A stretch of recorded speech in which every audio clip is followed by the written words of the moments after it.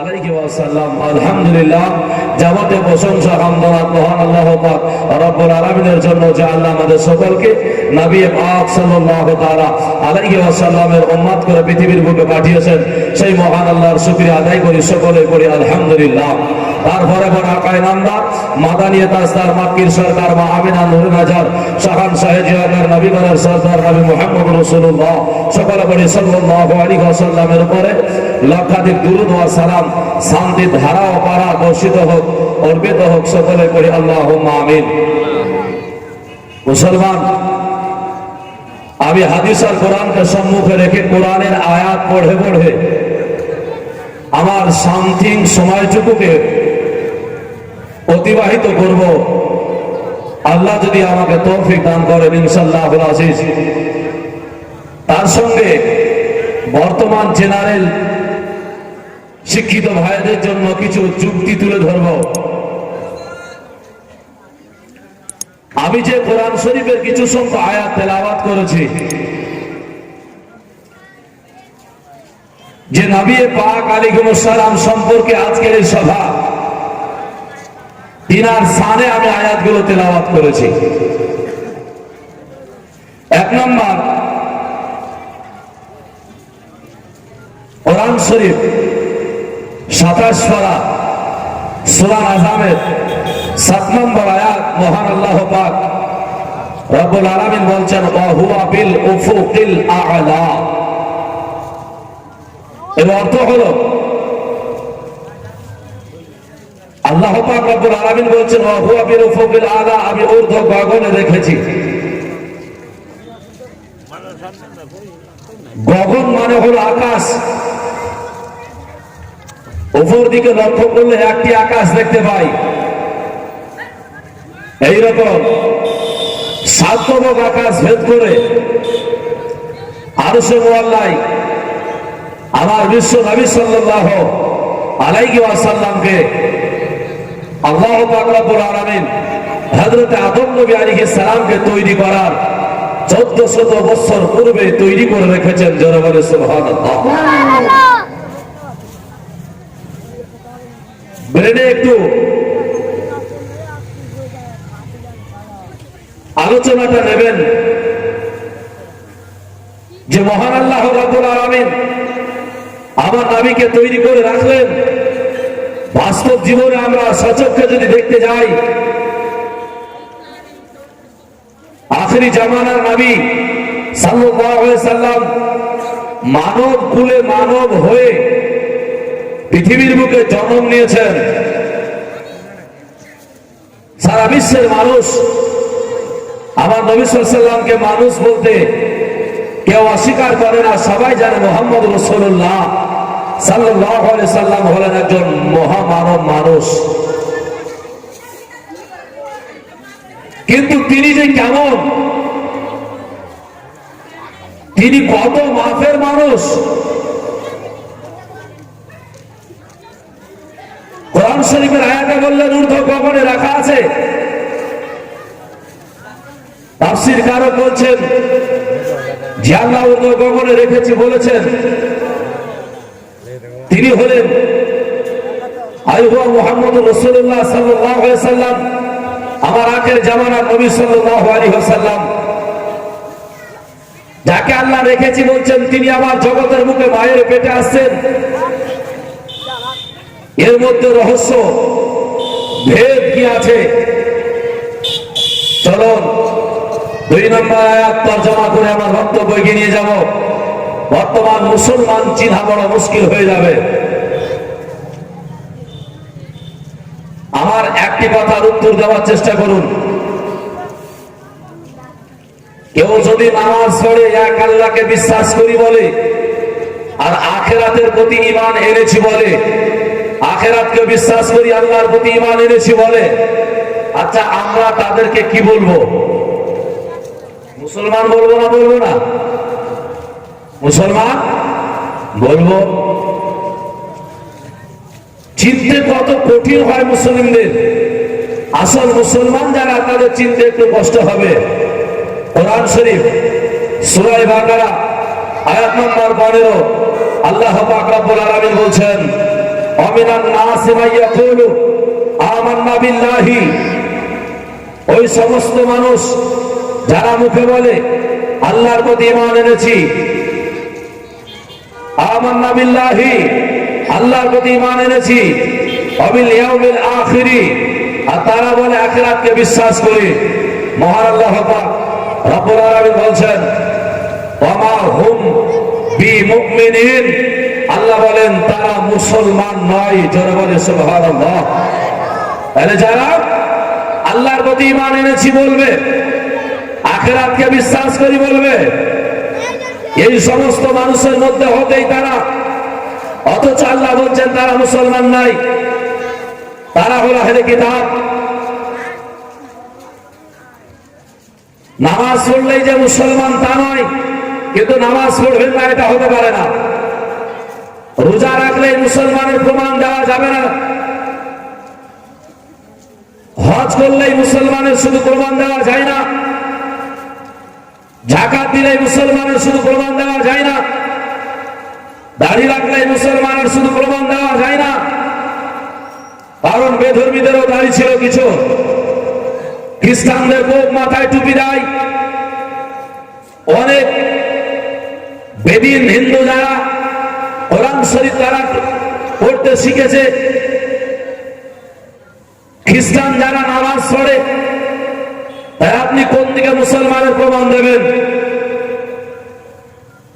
সবাই সমস্ত কাজ করতে পারে, কিন্তু মুসলমান যারা হবে, আসল খাঁটি মুসলমান যে হবে, সেই ব্যক্তি একমাত্র আহলে সুন্নাত ওয়াল জামাত, এই বিশ্ব নবী সাল্লাল্লাহু আলাইহি ওয়াসাল্লামের জাসনে ঈদে মিলাদুন নবী পালন করবে। আর আদাস মুসলমান দাবি করতে পারে, দাড়ি রাখতে পারে, টুপি পরতে পারে, রোজা রাখতে পারে, মুসলমান দাবি করতে পারে, কিন্তু তারা মুসলমানদের মধ্যে গণ্য হবে না। তাহলে মুসলমান চিনতে একটু কষ্ট হবে ভাই। আল্লাহর নবী সাল্লাল্লাহু আলাইহি ওয়াসাল্লাম পৃথিবীর বুকে আগমন করবেন, যুক্তি তর্কে কোরআনের আয়াত দিয়ে বক্তব্য একটু শুনুন। মুসলমানের ঘরে সুদ কমেছে না বেড়েছে ভাই? বেড়েছে না? সুদের ফতোয়া দিলে মৌলবি এখন খারাপ হয়ে যাবে, তাই না? কারণ সবাই তো সুদ খাচ্ছে। আল্লাহ পাক বলছেন কোরআন মাজিদে, বিসমিল্লাহির রহমানির রহিম, আহাল্লাল্লাহু বাইআ ওয়া হারামা রিবা। আল্লাহ বলেন মুসলমানের জন্য ব্যবসা হলো জায়েজ, ব্যবসা করো। সুদ হলো হারাম, তোমরা সুদ খায়ো না। মুসলমানের ঘরে ঘরে সুদের হার বেড়ে যাচ্ছে। আগে শুনেছিলাম যে 7টা সুদখোরের নাম লিখিয়ে যদি কানে ঝুলিয়ে দেয় কাগজটা, তো তাদের পোকা পালিয়ে যায়। আপনাদের মতো বয়স্ক মানুষ বলতে এই কথাগুলো, আপনাদের দিকে বলতো না নাকি? সুদখোরের নাম দিলে তাদের পোকা পালিয়ে যায় বলে ইয়া থাকবো না। আর এখন সুদখোরের নাম শুনলে পোকা পালাচ্ছে না। এত সুদখোর হয়েছে, পোকা যাবে কোথায়? সুদখোরের জন্য ভয়ানক আযাব আমি 1 নম্বর সমাজকে দিতেছি, সুদ থেকে রক্ষা পান। কিয়ামতের দিনে মরণের পরে যখন আল্লাহ পাক আপনাকে দেবে, তো রক্ত পুঁজের দরিয়াতে ফেলে দেবে। রক্ত পুঁজের দরিয়ায় পড়ে পড়ে হাবুডুবু করে রক্ত পুঁজের কাছ থেকে আস্তে আস্তে করে উঠে আসবেন। আযাবের ফারিস্তা পাহারাদার দাঁড়িয়ে থাকবেন, বলবেন বলে এসব কি হচ্ছে? তখন বলবে আমাদেরকে উদ্ধার করে নাও। তো বলবে আল্লাহ তোমাদেরকে এখানে কেন রেখেছেন, কেন ফেলেছেন? তারা বলবে বলে আমরা দুনিয়াতে কারো মেয়ের বিয়ে দিতে গিয়ে 10,000 20,000 টাকা নিয়েছিল, আমরা নাফা সহ নিয়েছি। কেউ অ্যাক্সিডেন্ট হয়ে গিয়েছিল, অপারেশনের জন্য পয়সা নিয়েছিল, আমি সেটা নাফা নিয়ে দিয়েছি। আল্লাহর ফারিস্তারা বলবেন সে তোমার স্বজাতি ভাই। বলে হ্যাঁ, সে স্বজাতি মুসলমান ভাইয়ের প্রতি তোমার যখন দয়া ও মায়া হয়নি, শুনে রেখে দাও, আজকে ফারিস্তা আল্লাহ আমরা, আমাদের কোনো দয়া মায়া হবে না। যারা বলে সুবহানাল্লাহ। সুদ বন্ধ যদি না হয়, তাহলে আমাদেরকে রক্ত পুঁজের দরিয়ায় আল্লাহ পাক দেবে। যা দুনিয়ায় খেয়েছো, ফারিস্তারা বলবে সেটা তোমরা এখন ভক্ষণ করতে থাকো। ভাই দুতলা বাড়ি আছে, তিনতলা না করলে হবে না? সুদ না খেলে চলবে না? চলবে, কিন্তু সুদ খাওয়া ছাড়বে না। সমস্যা হলো এখানে। যাই হোক, আল্লাহর নবী সাল্লাল্লাহু আলাইহি ওয়াসাল্লাম পৃথিবীর বুকে আসেননি, ওনার আব্বা যিনি হবেন তিনি বলেন আব্দুল্লাহ। নবীর জীবনী বলবো একটু। তো ওনার কাজ ছিল ব্যবসা করা আর আপনার শিকার করা। কুরাইশ বংশ জন্ম নিয়েছে। আল্লাহর কালাম আপনার জানো কোরআন শরীফ আর আসমানি কিতাব আরো তিনখানা আছে, আর তার মধ্যে একটা হলো তাওরীত, জাবুর আর ইনজিল। এই কিতাবের মধ্যে তাওরীত আল্লাহর নবী মুসা আলাইহিস সালামের উপর অবতীর্ণ হলো, আর সেই কিতাবে আমার বিশ্ব নবীর সমস্ত কিছু আলোচনা, জীবন আদর্শগুলো সব আলোচনা করা ছিল। ইহুদিরা এই কিতাব পড়তো। ইহুদিরা দেখলো এই কিতাব পড়ে পড়ে যে এমন একটা মুহাম্মদ, এমন একটা মানব, একটা মানুষ দুনিয়ার লোকে আবির্ভাব হতে চলেছে, সেই মানুষটা এসে আমাদের ধর্মটাকে বাতিল বলে গণ্য করবে, আমাদের ধর্মটাকে মেনে নিতে পারবে না। তাই মুহাম্মদ আসার আগে মুহাম্মদের পিতাকে মেরে দেব, যাতে পৃথিবীর বুকে আবির্ভাব না হতে পারে। এই কারণে আপনার মিটিং মাহফিল করে ষড়যন্ত্র করে ফেললো। আর আব্দুল্লাহর কাজ আপনার জানো, উনি শিকারী হিসাবে শিকার করতে ভালোবাসতেন। উনি শিকারে যাওয়ার জন্য প্রস্তুতি নিয়ে নিলেন। একদিন হঠাৎ করে আপনার জঙ্গলের দিকে উনি শিকার করতে চলে যাচ্ছেন, আর ৭৭ জন ইহুদি তিনাকে ঘেরাও করে ফেললো। সঙ্গে সঙ্গে আব্দুল্লাহ বলতে আরম্ভ করলেন, ইহুদিরা শোনো, কেন আজ তোমরা আমাকে ঘেরাও করেছো? আমি তো তোমাদের অন্যায় করি নাই, আমি তোমাদেরকে তো গালি দিই না, কেন আজকে আমাকে ঘেরাও করেছো? মারার জন্য প্রস্তুতি নিয়েছো বলো? সেই ৭০ জন ইহুদি তারা বলেছিল, আব্দুল্লাহ তোমাকে একটা কারণে মারবো। আমরা তাওরীত কিতাব পড়ে পড়ে দেখলাম, ওই তাওরীত কিতাবে যে বর্ণনা দিতেছে সেটা হলো তুমি শেষ নবীর পিতা হবে, আর তোমার কাছ থেকে মুহাম্মদুর রাসূলুল্লাহ যদি জগতের বুকে ভূমিষ্ঠ হয় তাহলে এই আমাদের ধর্মটাকে বাতিল বলে গণ্য করবে। না না না না, আমি গণ্য করতে দেব না।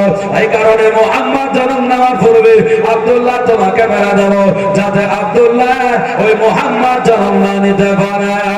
আব্দুল্লাহ বলেছিলেন, ইহুদিরা শোনো শোনো, একটা কথা ভালো করে জেনে রাখো, হায়াতের মালিক হলো আমার আল্লাহ, মওতের মালিক হলো আমার আল্লাহ। আল্লাহ যদি রাখে কেউ আমাকে মারতে পারবে না, আর আল্লাহ যদি মারে তাহলে কেউ আমাকে রাখতে পারবে না।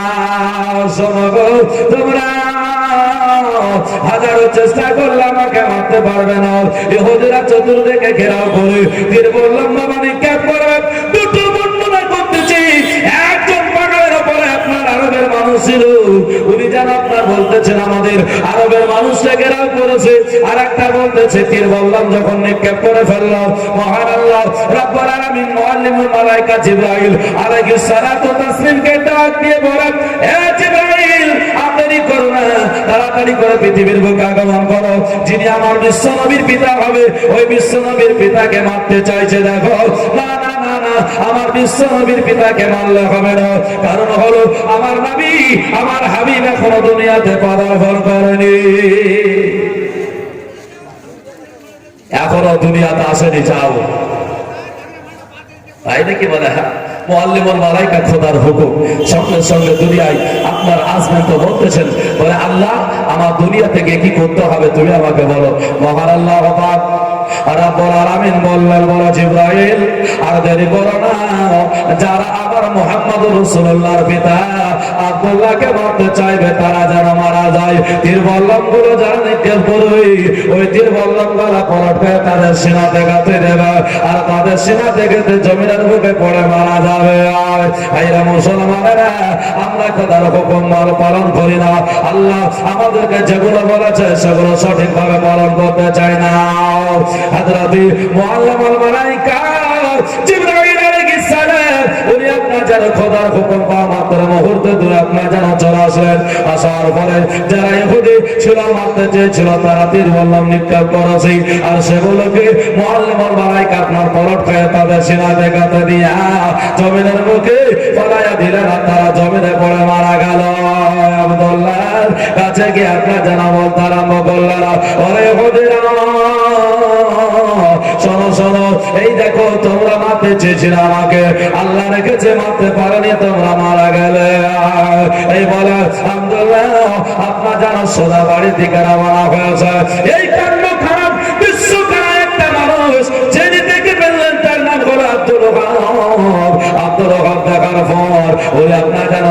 দৌড়তে ছুটে ছুটে আপনার যেন চলে গেলেন বাড়িতে। যাওয়ার পরে বিবির বাররা, বিবির নাম হলো বাররা, ওই বাররার কাছে উপস্থিত হয়েছে আব্দুল ওহাবের বিবি। বাররা বলতে আরম্ভ করলো, স্বামী কি ব্যাপার, আজকে আপনার এই ক্রান্তি অবস্থা আপনাকে দেখতেছি, কারণ এত দৌড়াতে দৌড়াতে আসলেন, তার কারণটাকে বলা। আব্দুল ওহাব বলে, বিবি এমন একটা কাণ্ড, এমন একটা দর্শন করলাম, শোনো ওই কাণ্ড খানা তুমি দেখলে অবাক হয়ে যেতে। বলে কি, সমস্ত ঘটনাটা খুলে খুলে বললাম।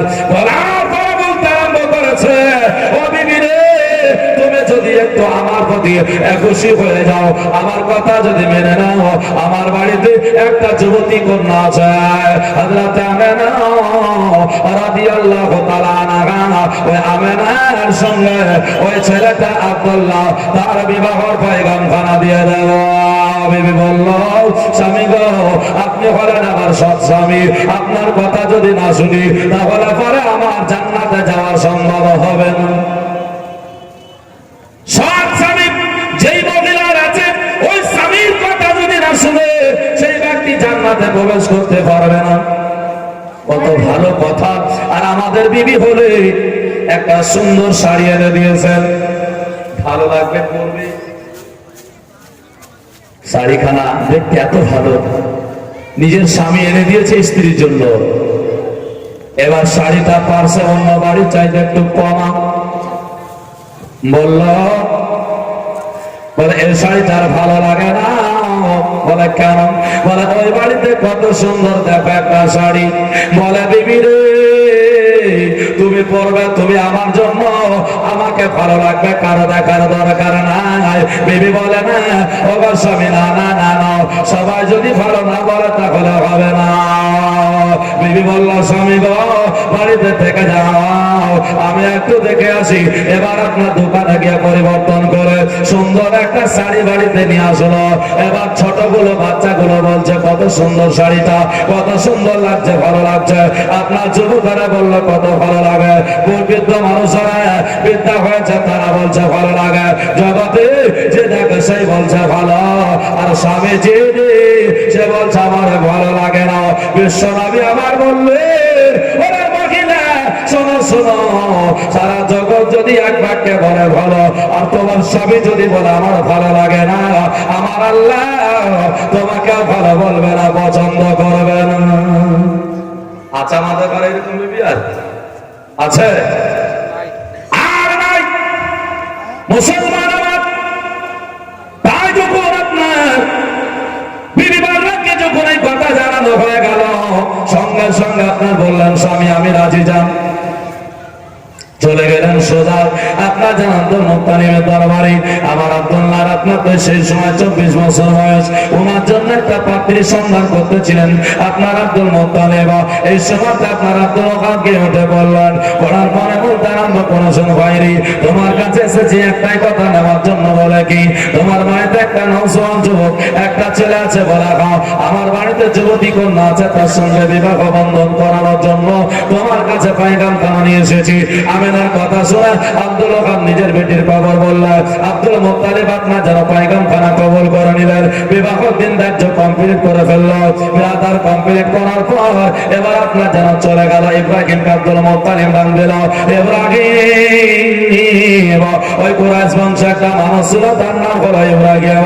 বলে, ইব্রাহিম আমার বেটার বিবাহটা পড়া দিতে হবে, চলা যায়। এবার আপনার যেন সাঁতার সঙ্গী করে নিয়ে ইব্রাহিমকে আস্তে আস্তে করে বাবা চলে যায়, আপনার বিবাহ খানা পড়ায়া দেবে। খোদা দরবারে হযরতে মুআল্লিমুল মালায়েকা জিবরাইল আলাইহিস সালাম আপনার যেন উপস্থিত হয়ে গেলেন। আল্লাহ পাক রব্বুল আলামিনকে বলছেন, মাবুদ মাওলা গো, একটু আমার আজ খানা আপনি শোনান। বলে কি? আজকে বিশ্ব নবীর পিতা যিনি হবে আর মাতা যিনি হবে, তিনাদের বিবাহ কমপ্লিট হতে চলেছে। আল্লাহ, একটু যদি তুমি আমাকে অনুমতি দাও, তাহলে বিবাহে আমি শামিল হয়ে যাব। নবী আমার বলেছেন, বিবাহ করলে আনুষ্ঠানিকভাবে করো, আর আমরা বিবাহ করি আনুষ্ঠানিক নয়, অনুষ্ঠান।